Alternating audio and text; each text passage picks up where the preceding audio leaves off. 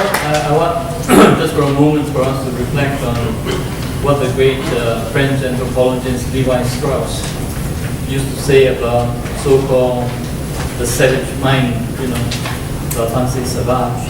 He talks about the savage mind as the one that is very clearly impressed by the necessity of chaos.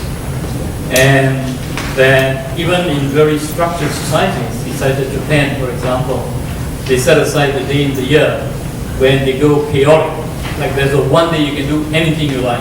It's like prom, at university. So what do you guys think of that? I mean, as writers, do you think we've become so obsessed with order that now chaos comes to us by way of a ritual? I'm not quite certain about that, but I'll tell you that I do think that we are a little bit afraid of chaos and creativity and obsessed with order. My students, I found to my surprise, in spite of the fact that they were in creative writing classes, were really afraid to be creative. That if you ask them, okay, fine, as you mentioned here in terms of the Adam and Eve and the start of creation from a biblical point of view, I said, so fine, if you were God, and you had all this blank space, what would you do? I mean, what would be the first thing that you would do? And they're petrified now, the question quite frankly. I found also that they were dictated to by things like gender and race and politics. If it was a black life that they were reading or studying, they wrote about blacks. If it was a gay one, they wrote about gays. So what I did is I took the poem by Amir Baraka, and to half the class I put Amir Baraka as an author. The other half of the class I put anonymous. Now it was a poem that he wrote called An Agony Is Now, which has no reference to blacks in it at all. No N-word, nothing about crime in the streets as they were stereotypical, in terms of responding to it. Everyone who thought that it was anonymous wrote about the universality of this poem and how it reached out in terms of talking about the ounce that this young boy had in terms of being in the city, and it talked about urbanization and how it impacted upon the agrarian values and things of this kind. Everyone who thought it was about, knew it was about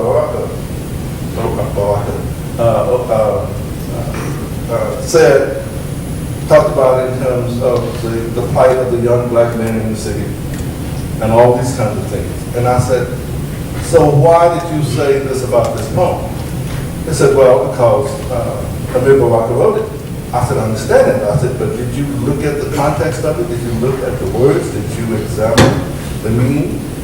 I said, you actually started by imposing a meaning on it and then working through that as opposed to in a poem. And they said, well, I figured that a black poet wrote it, so it has to do with blackness. I said, well, if you look at a painting of ducks, you don't think a duck painted.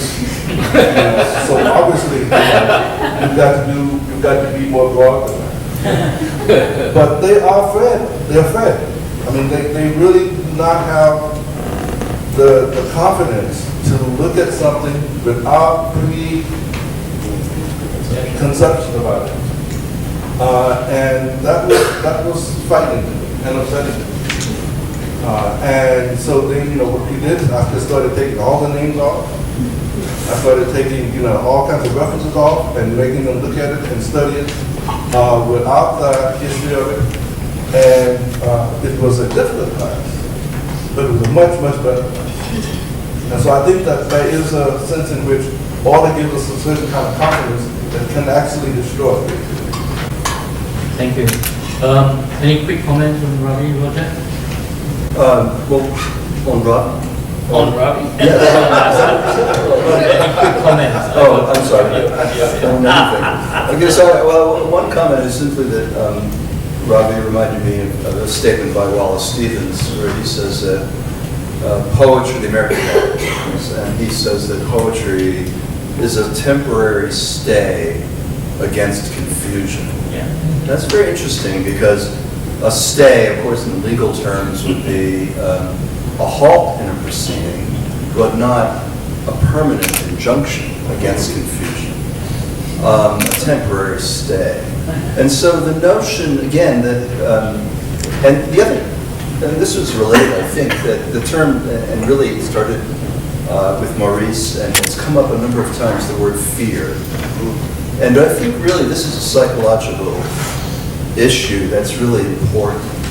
The fear of chaos, and I would also say, and I think for many of us who have decided to march to the beat of a different drummer, at least we like to think we did, there's also a fear of order.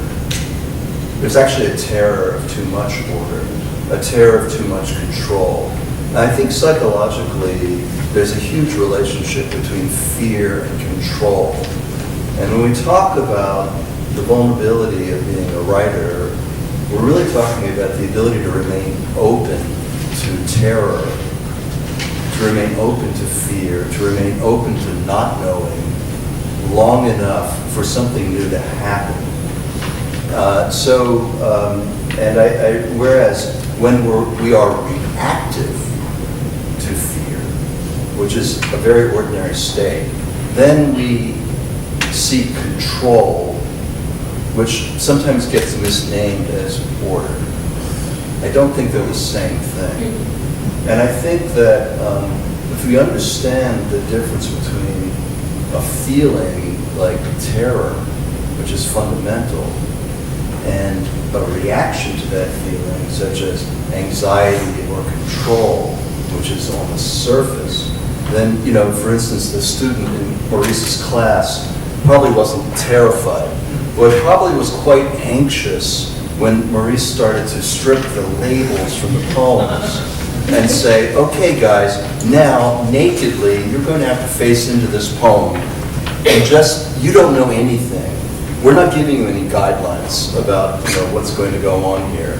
And really, again, I think that experience of being able to stay in the fundamental terror or pain, which I think are the two most difficult feelings that motivate most of our writing, not only for Greg or for all of us.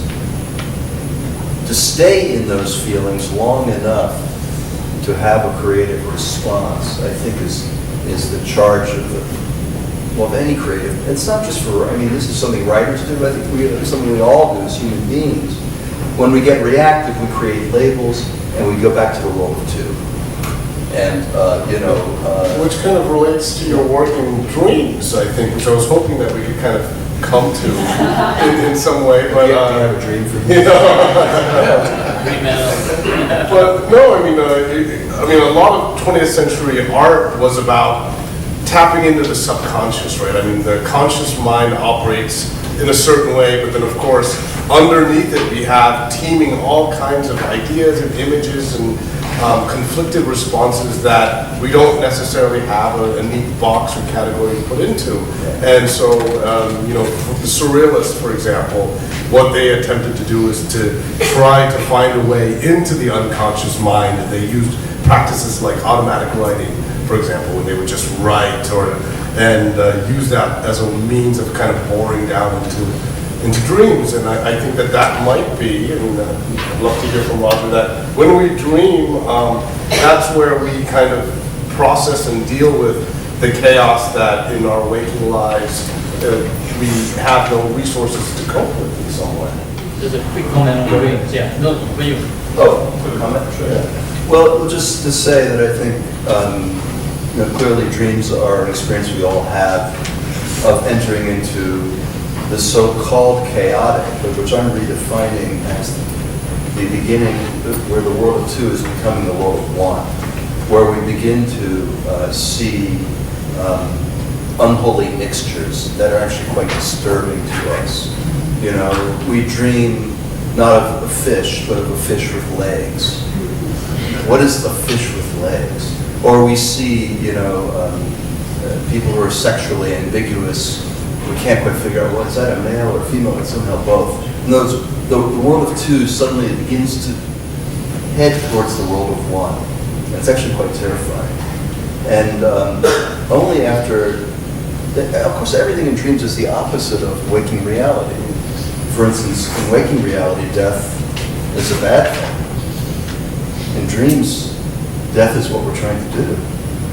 Dreams come from our death. Dreams are trying to show us the point of view of our death. And in that sense, to die in a dream is actually to awaken to the possibility of life. I mean, again, death, life. You know, so I'm redefining, of course, let's say I get to talk about what I want to talk about. I redefine chaos as the world of two turning into the world of one. And so by redefining it, I get to say whatever I want to say. Sure, I mean, I'll only say that the world of one is very wonderful unless you enter a kind of Kafka world. You enter Kafka. Yes. If you enter a Kafka world, that could be very frightening.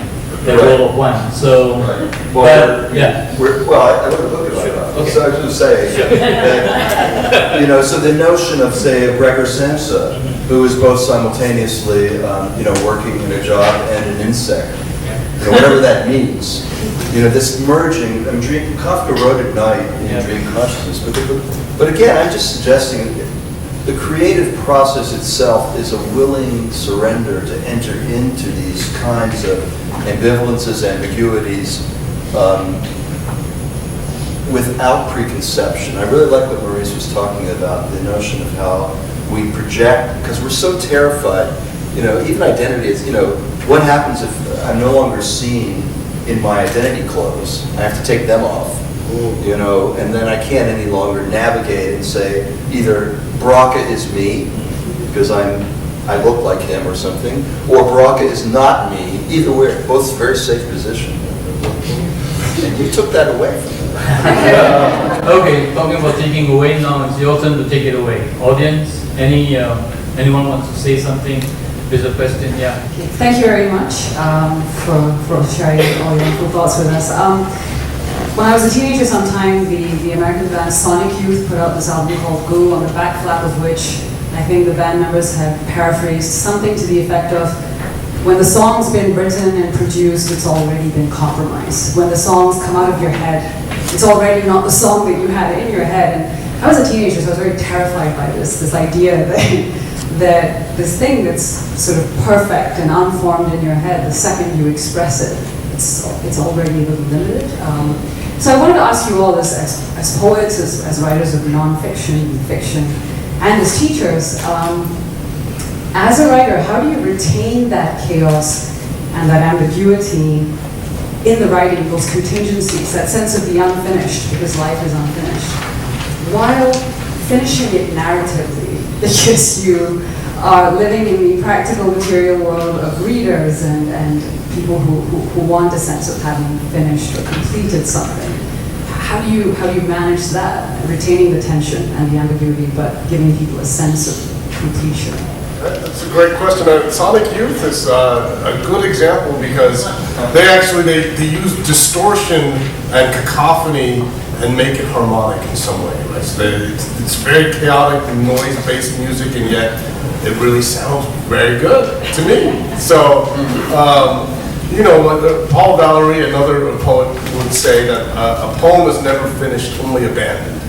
Right? So, I think, especially in the generative stage of writing, I like to bring in as much as possible. And it's in revision that I'm doing the shaping and the kind of sculpting and putting it into order. And then there just comes a point, and in fact, for me, when I know a poem is finished, it's not my mind that tells me as much as my gut, right? It's this kind of visceral reaction that I have worked with this poem for as long as I can, and I brought it to a certain place, and I'm satisfied with it. And of course, you know, if you look at it a year, 2 years down the road, you might not be. But at that moment, you leave it. I mean, I think as a poet, you're always reaching towards an asymptote that you never quite reach. Right? You're always kind of gesturing towards, because if you were to write the perfect poem, then you would never write again, right? But it's because we're dissatisfied with what we've written in part. That's why we continue to persist in the craft, I think. Maurice, yeah? Well, two things. I think that when you write, it incorporates not only your emotions, but also your physical presence. I kind of spoil myself. I do one of two things. Number one, I'll have a very, very nice glass of wine. I'll lie down on the floor and I'll listen to Transfigured Night on the stereo, which is a really wonderful piece that, has this dissonance in it. And then when I think that I'm really good in the writing, what I do is I go into a section of the town that I absolutely do not know. I try to get lost. And because when I know a place, when I know everything, it's very easy to get back home. And when you feel as though you've got everything in order in terms of writing, it's very easy to get to the end. So I do that really physically. I go to an area that I don't know and that I'm mortified in. I'm not crazy. I'm not going to go to a place that I'm going to get killed out there. So, and then I literally try to find my way back home.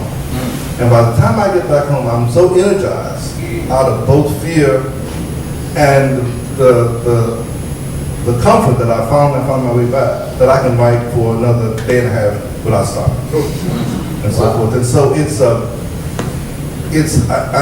know, and a part of that is the fact that, and I hope this doesn't sound arrogant, I really like myself.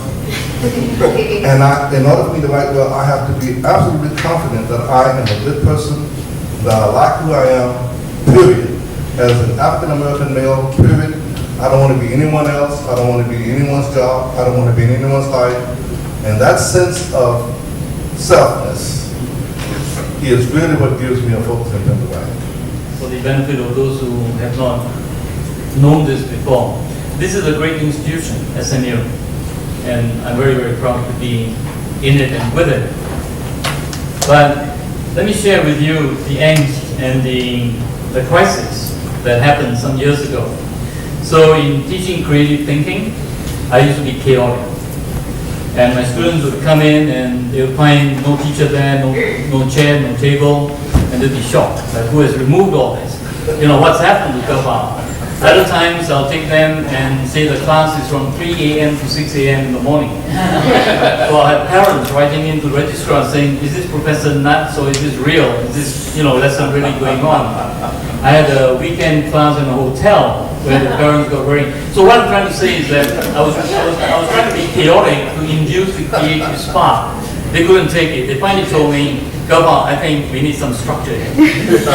But very, very interesting, because you asked me about teaching, right? How do teachers, suggest something? I was trying to tell them that chaos is very positive, actually. And especially in a society like Singapore, which is very often been described as being clinical and clinically, efficient. So, you see. Next question, next comment. Yes, Richard. I'm very impressed by your selection of writers. There you go. Yeah. Very different, very interesting as representations of the United States. I love the idea of chaos. I find, as an Australian in Singapore, that this place is extremely regimented and extremely bureaucratic. And I think that what Singapore needs to be even more successful than it is at the moment is creativity and chaos. And I'm wondering how you plan to direct this festival towards the denizens of the Lee Kong Chian Business School. Yeah, they're visibly absent here. But the dean of business loves literature. He loves poetry. And one of his sadnesses, he told me the other day, he says, Kirpal, what I find very lonely in that school is not enough people being able to, quote lines from poems, talk about novels and all of that. And he said, this is why I like you as my sidekick, out of entertainment, the kind of thing. But that's a worry, because sometimes I think Singapore's idea of the arts is to provide a distraction, right? It's like Cicero, isn't it? To govern well, all you need to do is provide bread and circus. Yeah. Right? So Singapore has provided the bread. Now we're looking for the circuses. So we got F1, we got Gardens by the Bay, we got all these circuses coming in, we got casinos and all that. But it's a big issue. Yeah. I see a hand in the back. There we go. Hi, actually I'm a student. Actually, I think Can you stand as up? much I'm a student from professors class.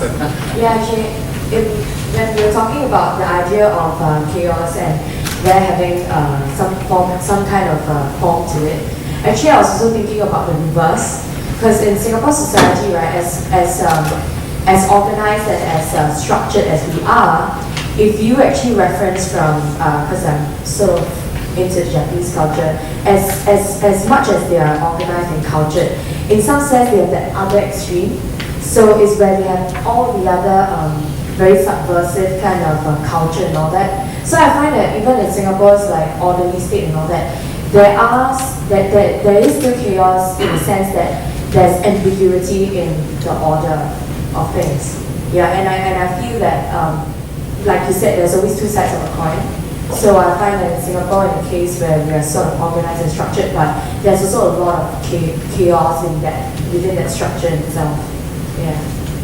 Yeah, so Moira and I live in New Orleans, which is an antipodal city to Singapore, and in many ways. And I think one of the, of course, New Orleans, we think, is a place where jazz first arose out of the interaction of African-American culture, which had a certain degree of freedom unusual in the United States. We had also German and French influences, people learning to play brass instruments. And we still have this alive mixture of culture going on we call a gumbo. And I would say it's an improvisational culture. And so the notion of improvisation is a way of playing within the ambiguous or the chaotic. And it's really very interesting. There's a story, an anecdote, where very early New Orleans Jazz Orchestra came to Paris and they were playing, and afterwards the French were looking at the instruments to see how they'd been modified, because they didn't understand how people could make sounds, notes in between, and bend notes and make blues notes and things. Like, how would they do it? Would they change the instruments away? And of course they hadn't changed it, they had brought to it their own intuitive sense of what music was, which was very different. A second example, there were no dictionaries when Shakespeare was writing. When he says, an expensive spirit and a waste of shame, we don't really know whether he means waste, W-A-S-T-E, or waste, W-A-I-S-T. And he didn't need to worry about that. And so the freedom of language, the chaos, you might say, or the ambiguity of language is a creative process. What begins to happen is when we have achievements in the arts, then they get codified. Then they begin to, actually a bunch were talking a little bit about jazz in that way, what had happened to jazz music. And then when they get codified, people come to school, and they want to learn the rules. How do I write a good poem? What are the rules, teacher, for writing a good poem? I said, well, right now, I'm going to shoot you in the head. That's the rule, because, just by asking that question, you're already breaking my rule, which is that there aren't any. So I think William Carroll Swing says something really beautiful about form, which is really in a way we're talking about. He says you don't want to cut the wings of a butterfly to fit it into a box. You have to discover the form within the ambiguity, and that to me is part of the creative process as opposed to obeying the rules of the arts.